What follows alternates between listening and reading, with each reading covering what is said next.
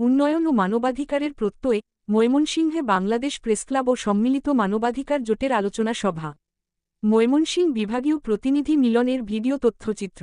আজ ময়মনসিংহ বিভাগীয় শহরে বাংলাদেশ প্রেসক্লাব ও সম্মিলিত মানবাধিকার জোটের উদ্যোগে বিভিন্ন জেলা ও উপজেলার প্রতিনিধিদের সমন্বয়ে উন্নয়ন ও আলোচনা সভা অনুষ্ঠিত হয়েছে।